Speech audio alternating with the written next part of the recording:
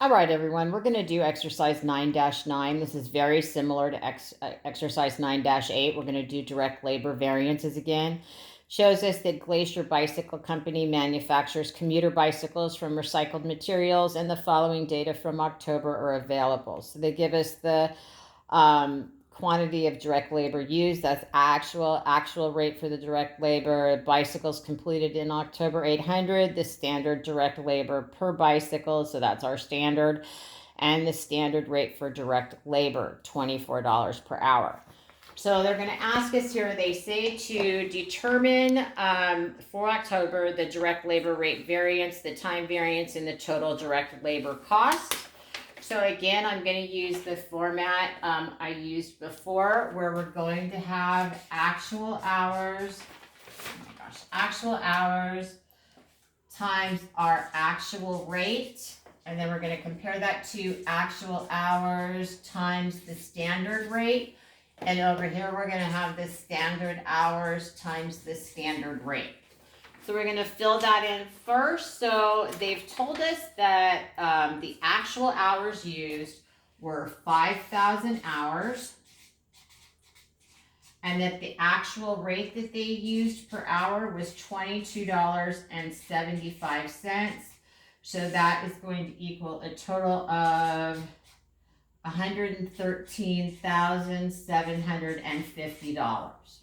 So we filled in that part. Then again, we're going to look at the actual hours of 5,000 hours, and we're going to compare that to the standard rate. And the standard rate they told us was $24 per hour. And when we calculate that out, that's going to equal 120,000 even. We have a similar situation here as we did in 8, right? Our actual rate is $275. The standard rate's $24. Again, we might be training people, but because of that, we're going to end up with a favorable rate variance. So remember, this is our rate variance. We're going to take the 113,750. We're going to subtract it from 120,000. So that's going to give us $6,250. That's going to be a favorable variance, right? We spent less than we expected to spend, but it was due. We need to know why we're paying so much less per hour. So over here, we need to calculate out what the standard hours would be. The problem tells us that for 800 bicycles, the 800 bicycles that we completed, so we had 800 bikes, and they told us that the standard number of hours it takes per bike is 6 hours. So we're going to multiply that together, and that's going to give us 4,800 hours, which we're going to use here for our 4,800 hours. And we're going to multiply that by the standard rate of 24.